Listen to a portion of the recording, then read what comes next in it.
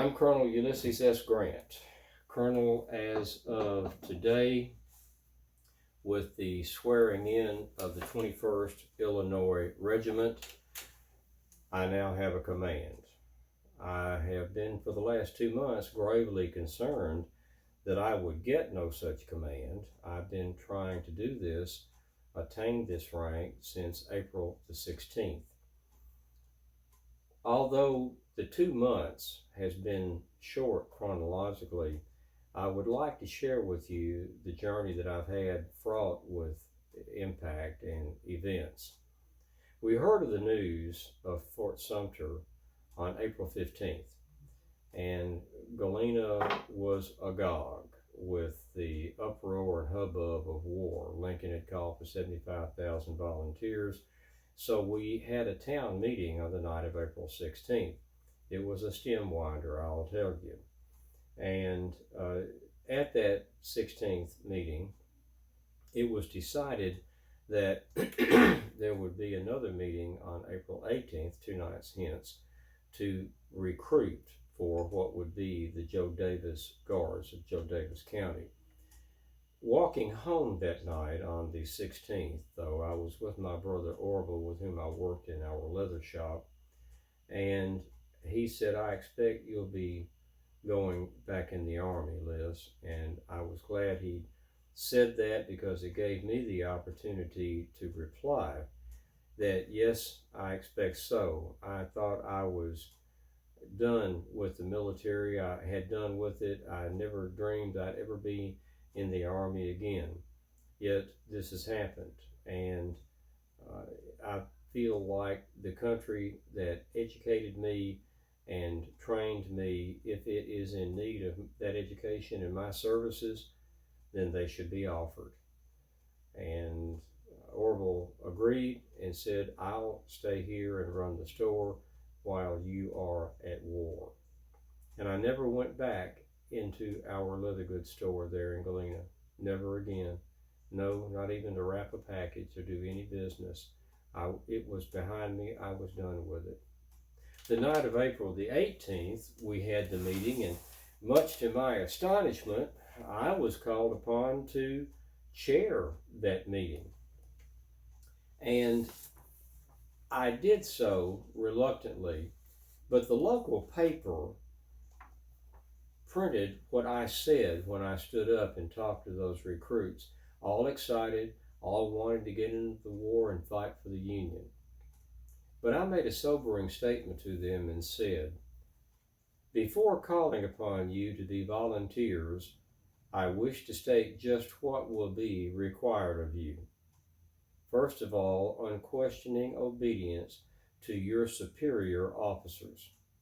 The Army is not a picnicking party, nor is it an excursion. You will have hard fare. You will be obliged to sleep on the ground after long marches in the rain and snow.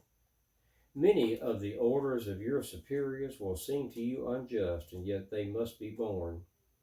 If an injustice is really done you, however, there are courts martial where your wrongs can be investigated and offenders punished. If you put your name down here, it should be in full understanding of what that act means. In conclusion, let me say that so far as I can, I will aid the company, and I intend to re-enlist in the service myself." We had 22 young men to sign up for the Army that night, and I was gratified. Well, they offered me a captaincy in the Joe Davis Guards, and I turned it down. I said I'd been a captain in the regular United States Army, and to take a captain's rank in a volunteer regiment would actually be a step backward. And I also thought that there was more in the war for me than to join a volunteer regiment and serve under a green colonel. That idea galled me. So I trained the regiment, or the company. I sketched the uniforms for the ladies of the town and showed them what fabric to buy. They sewed the uniforms for the young men, dark blue coats over gray trousers with blue piping down the side, and drilled them pretty thoroughly. When they left Galena on April 25th on the cars to go to Camp Yates in Springfield, I went too, but I did not march with the company. I went in after they did and quietly got on the train. I thought about what I had said during that year in Galena about my position towards secession. And I said this: secession was never possessed at all by Florida or the states west of the Mississippi, all of which were purchased by the Treasury of the United States. Texas and the territory brought into the Union in consequence of annexation were purchased with both blood and treasure. So that was my position about secession. But we left on the 25th of April. We had a slow trip. We had to stop at every town, speeches and cheers and so forth. And we did not get to Springfield until the next day on the 26th. And the 27th, I went to see Governor Yates because my congressman, Elihu Washburn, had told me he's got something for you. And it turned out that Governor Yates and Congressman Washburn were on the outs politically at that time. Also, there was a flood of office seekers and wire pullers and influence peddlers, and the governor was swamped. Indeed, he had a gatekeeper, Augustus Corner, and Mr. Corner is a German immigrant who came to the America and did very well. In fact, he served in the Illinois legislature, and that's where the governor met him. I wound up speaking to Mr. Corner, and Mr. Corner was not impressed with me. In fact, he was later quoted as saying, in describing me, hardly of medium height, broad-shouldered and rather short-necked. His features did not indicate any high grade of intellectuality. He was indifferently dressed, I was wearing this, and did not at all look like a military man. He said, "Call again." And I was much discouraged. I waited in town a day or so, and then the night of the 28th, I had dinner in the Chinnery House, where really the only place in town to stay, boarding house, hotel, and Governor Yates, whom I did not know, but I recognized him, came up to me while I was on the front steps smoking a cigar after dinner and said, "Captain Grant," addressed me by my old Army rank. And he said, "I understand that you're about to go back to Galena." And I said, "Yes, I've got a ticket for the 9 o'clock train, 9 p.m. And he said, "If you can, don't do that. Come see me in the morning. I may have something for you." Now, I was much interested in this, not the least that he knew my name and my rank. We'd never met, and that I was leaving town. So I suspect the hand of Elihu Washburn is in this. But the next morning, I was in the governor's office, and on the 29th, and he had something for me. He asked me to help set up the Illinois State Adjutant General's office. Now, up until that time, it had been really only a titled position, but it paid $500 a year. And the job in total required of one to sweep out the armory twice a year. And for that, one got $500. The current Adjutant General was an insurance man named Tom Mathers.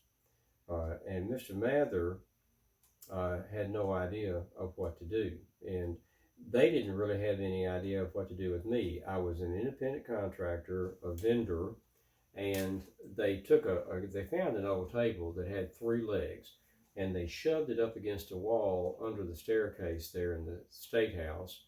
and gave me a chair, and I began making out forms and instructing clerks what to do and how to process the paperwork. Uh, and that's about all I did. I was going to go home, and because I said a child could do this, can rule lines on a paper and make forms out. But Congressman Washburn prevailed on me to stay.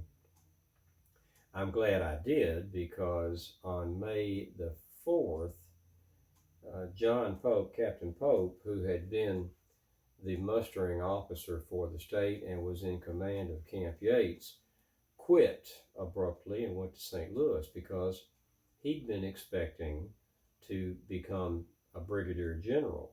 Illinois had just authorized 10 more regiments and a battalion of light artillery, and John Pope, who was still in the Army, was expecting to be made brigadier general, and he was not. Well, he quit in a huff and went to St. Louis seeking higher command, which he indeed got.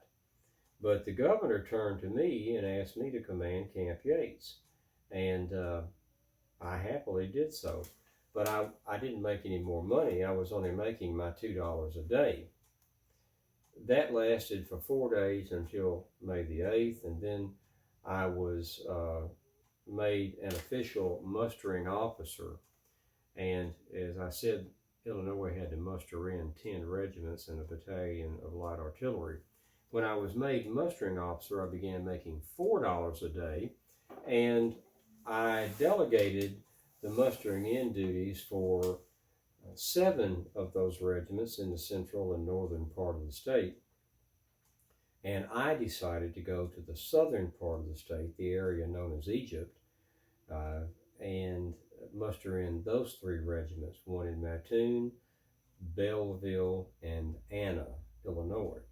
So on May the 9th, I got to Mattoon, and the men were not all assembled and ready to be sworn in.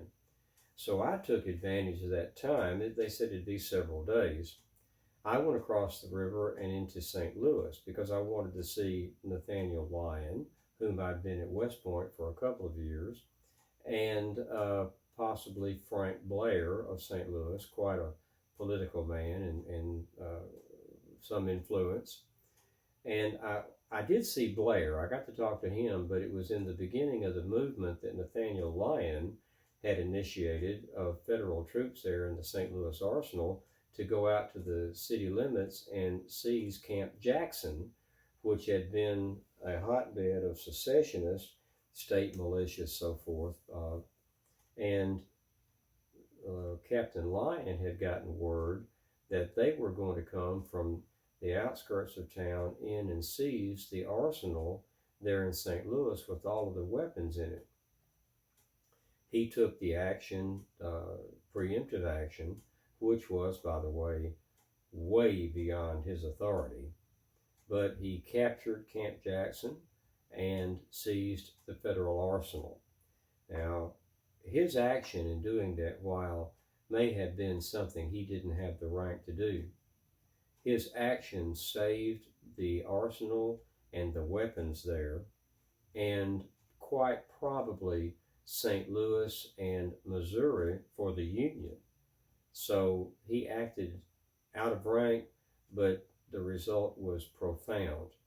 Moreover, he, under cover of night, after he seized the arsenal, had those arms taken down to the river, sent across the river, and they were all sent to Springfield, Illinois, Camp Yates. And that's where the troops there in Illinois got their weapons, from what Lyon had seized at the St. Louis arsenal.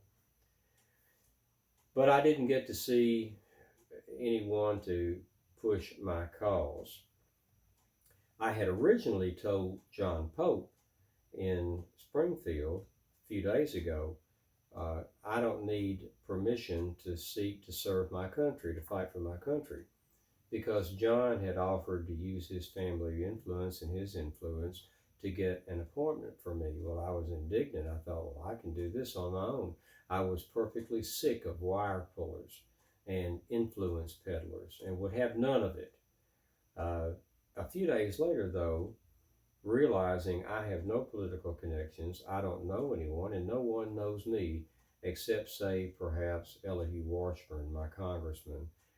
And men all around me are getting colonelcies and even higher ranks, and I'm getting nothing. I'm a mustering officer at $4 a day and not making any headway, and I'm convinced this is going to be a short war. And if I don't get into the Army and into the fight, I'm going to miss it. So I went looking for people in St. Louis that might help me. I saw some great excitement, the saving of the arsenal, but I made no progress for myself. I went back across the river, and on the 11th, I mustered in the regiment at Belleville, and also in that time frame, Anna. On the 15th of May, I mustered in the camp, or the regiment, at the Mattoon, Illinois camp. And I was there a couple of days, drilling them, working with them. And I was very pleased when I left them after just a couple of days.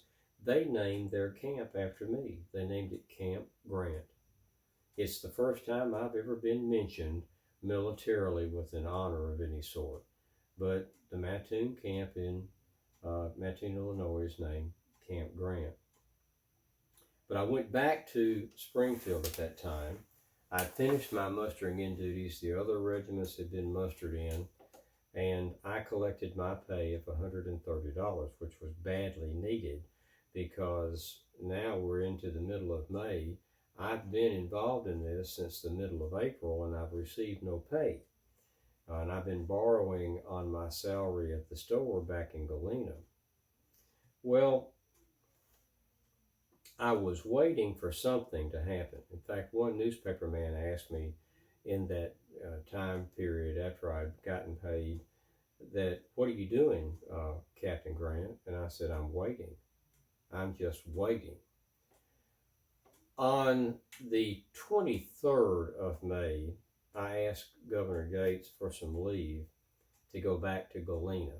It's been 5 weeks since I've been home, and I needed to see my family, and I needed to take care of some matters there. So I went back to Galena. On the 23rd, when I got there, Mr. Horace Houghton of the Northwestern Gazette, a weekly paper there in Galena, interviewed me, wanted to talk with me, and I happily did so. He seemed to be impressed with me because in the article he wrote following my interview, he said this about me: "We are now in want of just such soldiers as he is. And we hope the government will invite him to higher command. He is the very soul of honor, and no man breathes who has a more patriotic heart. We want among our young soldiers the influence of the rare leadership of men like Captain Grant." I was very pleased. I might also say, since it's the only time I've ever been mentioned in the newspaper, it's the first time in the war that I have been mentioned in a newspaper, and it was very complimentary. On the 24th, the next day, I sat down and, so to speak, I put pen to paper and wrote the Adjutant General of the United States Army an application for a commission. I was reluctant and I was very humble in what I said, but in my brief letter, I said to Colonel Lorenzo Thomas, the Adjutant General for the Army, "Sir, having served for 15 years in the regular Army, including 4 years at West Point, and feeling it the duty of everyone who has been educated at the government expense to offer their services for the support of that government, I have the honor, very respectfully, to tender my services until the close of the war in such capacity as may be offered. I would say, in view of my present age and length of service, I feel myself competent to command a regiment. If the President, in his judgment, should see fit to entrust one to me. Since the first call of the President, I have been serving on the staff of the Governor of the state, rendering such aid as I could in the organization of our state militia, and am still engaged in that capacity. A letter addressed to me at Springfield, Illinois will reach me. I am very respectfully your obedient servant, U.S. Grant. As of June the 18th, this date, I have not heard from Adjutant General Thomas, but I certainly hope that I may, and I can proudly tell him I am already in service in command of a regiment. So I went back to Camp Yates and Springfield, Illinois on May the 30th, and again spent time. I was waiting, hopefully, to get a command of some sort and killing time. On June the 9th, though, after those few days, I again asked the governor to give me some leave because I wanted to go see my parents in Covington, Kentucky, and that was granted. I got to Covington, Kentucky on June the 9th, but it is very conveniently located across the river from Cincinnati, Ohio, which is where now Major General George McClellan is in command and has his headquarters for the Department of Ohio. And I went to see George. I knew him from the academy. I had worked with him out at California when he came out at Fort Vancouver rather, when he came out to survey potential railroad routes across the country for the Transcontinental Railroad. I really wanted a spot on his staff, maybe to command a cavalry unit of some sort, but I badly wanted George McClellan to give me a position. I went to visit him in his office on June the 10th and again on June the 11th, and I sat there for 2 days waiting to see him, being told he's busy. And after 2 days of that, I got the message and went back, told my parents I'm going back to Springfield. But before I left, while I was there, I talked to Chilton White, who was a boyhood friend, who's now a state representative. And I talked to him. We'd served in the Mexican War. And I talked to him about how I baked the bread so successfully in the Mexican War and had made money for the regiment and was trying to get a contract through him to bake bread for the Ohio troops. I also said, when he said, why don't you get a regiment? Why don't you get a command? And I said, I am desperately trying to get a command. And he said, well, I knew the governor, William Dennison, and my father has always been a politician, so I knew Governor Dennison. And Chilton White said, let me talk to the governor. Perhaps we can find you a command. But I went back to Springfield, but I stopped near Indianapolis to visit with Joe Reynolds, a classmate of mine at West Point. He taught math at Washington University in St. Louis, had gone back to Indiana, near Indianapolis, and become quite a substantial grocer. And I talked to him about getting possibly a regiment command in Indiana, and he promised to help. But while I was there, on June the 15th, I got the telegram from Governor Yates that had been sent to my parents' home in Covington, saying that he'd appointed me as colonel of the 21st Illinois. This came as quite a shock. I was glad to get it, but I'd mustered them in. They'd elected Simon Good, a city clerk from Decatur, Illinois, as their colonel. He hadn't worked out. So the regiment was tearing up Mattoon. They were sent to, upon pleas to get them out of here, put on the train, sent to Camp Yates. They were equally as unbehaved at Camp Yates, put in the guardhouse, many of them. They burned down the guardhouse. They mutinied over bad bread.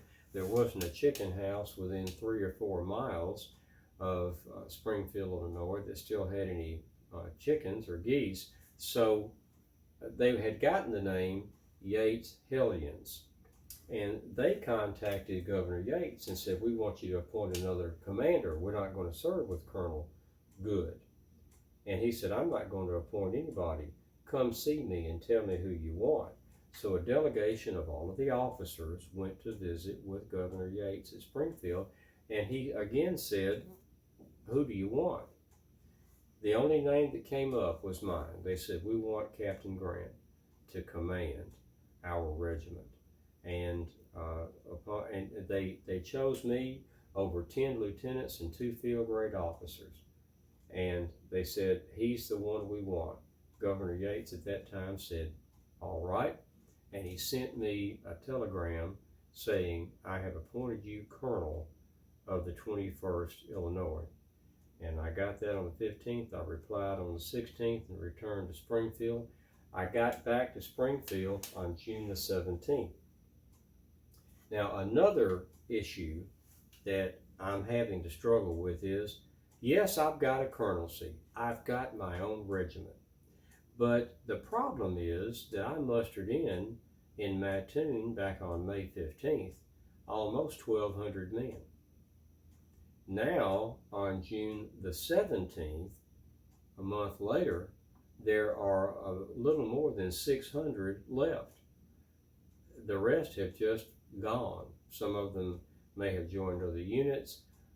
Most of them, I think, just went home. But my 1,200 mustering in number is down to between 600 and 700.